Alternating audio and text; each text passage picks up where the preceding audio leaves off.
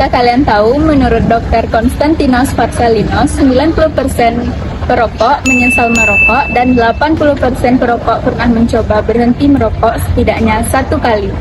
Namun, sangat sedikit yang berhasil dan kembali tertarik kepada nikotin. Nah, vape atau rokok modern saat ini sudah menjadi gaya hidup bagi anak-anak milenial bahkan dewasa untuk mengganti rokok tembakau. Banyak orang yang dahulunya merokok beralih ke vape karena dianggap lebih aman daripada rokok tembakau. Iya, kan vape gak mengandung tar.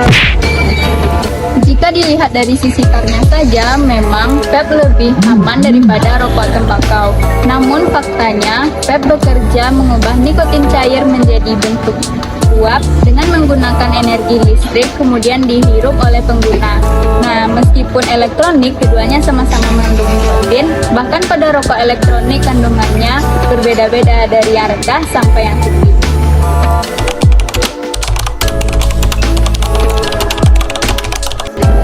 Cairan di dalam vape itu mengandung berbagai macam bahan kimia. Yang pertama ada nikotin. Kandungan nikotin dalam vape bervariasi dari tingkat tinggi hingga ke tingkat yang rendah. Namun, seringkali ditemukan bahwa kandungan vape yang tertera di label itu berbeda dengan kandungan vape yang sebenarnya. Nikotin ini dapat memicu terjadinya depresi, kepala pusing, kerusakan paru permanen, dan juga kerusakan pembuluh darah.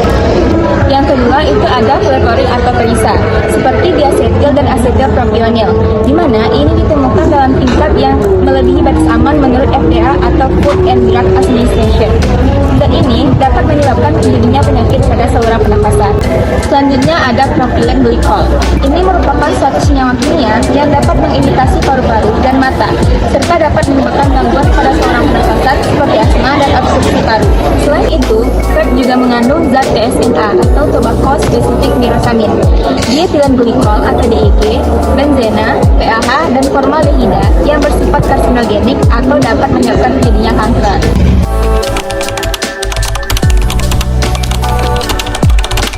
Selanjutnya adalah bahaya dari asap vape bagi orang yang menghirup dan juga lingkungan. Jadi, untuk orang lain itu bahayanya bisa kita kategorikan sesuai dengan umurnya. Yang pertama itu untuk anak-anak. Jika anak-anak terkena asap dari vape, itu dapat mengganggu proses perkembangan dari organ tubuh anak. Contohnya di bagian otak dan juga paru-paru. Yang kedua, umur dewasa, terkhususnya golongan wanita hamil. Jadi, di mana ketika seorang ibu hamil menghirup asap vape, ini akan berdampak pada janin yang dikandungnya, seperti kejadian lahir mati dan juga sindrom kematian mendadak. Kemudian untuk umur lanjut usia, jadi lanjut usia ini identik dengan rentan dengan organ paru-parunya. Contohnya itu bisa penyakit PPOK dan juga pneumonia. Jadi di mana ada aerosol dari vape ini yang mengandung perasa bernama sitiazeli. Jadi sitiazeli ini merusak organ silia pada organ paru-paru kita, sehingga itu akan merusak organ dan juga membuat penyakit di dalam organ tubuh orang dewasa tersebut. Dan yang terakhir, orang lanjut usia akan mudah terkena asma. Selanjutnya, untuk dampak lingkungan. Nah, dampak lingkungan ini bisa kita lihat dari contohnya itu tercemarnya lingkungan karena barang-barang yang digunakan atau peralatan dari si vape tersebut, seperti kotaknya, cairannya, dan juga terakhir polusi.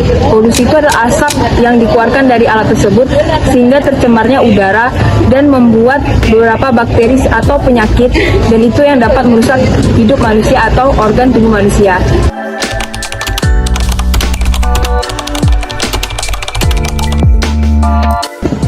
Saat kondisi mengalami kecanduan vape akibat nikotin, maka dapat ditangani dengan cara yang pertama, meningkatkan pertahanan diri dengan cara menyibukkan diri dengan kegiatan yang lebih positif ataupun produktif.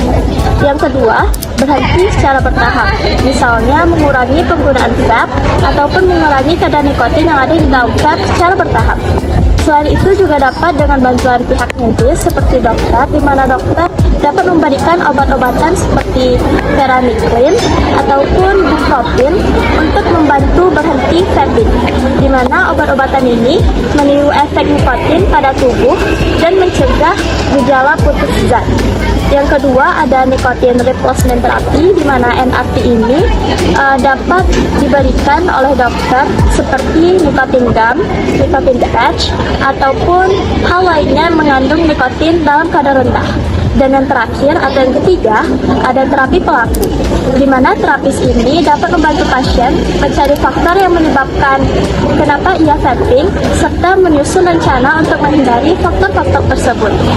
Yang pertama, beritahu orang terdekat untuk mendapatkan dukungan. Yang kedua, dengan cara membeli permen, tusuk gigi, atau hal lain yang mencegah keinginan untuk vaping. Dan yang terakhir, berlatih berhenti dengan melakukan uji coba 1 atau 2 hal sekaligus.